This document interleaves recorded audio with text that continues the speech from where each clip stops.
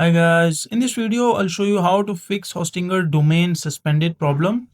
Now first of all go to hpanel.hostinger.com, and once you're at this page, so from the home section you will see this option called Ask Code.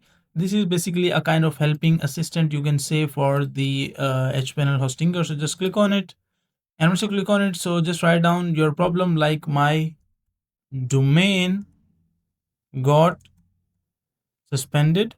So write down your problem, and once you write down your problem, just press enter.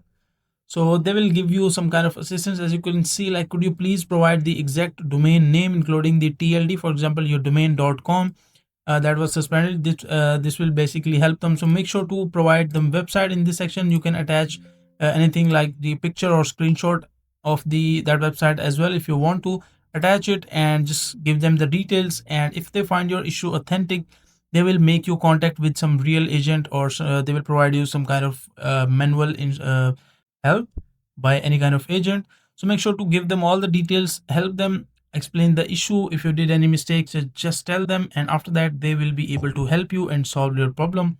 So that is a simple and easy process of how I can solve this issue. Now make sure to like the video and subscribe to the channel if you find this video useful.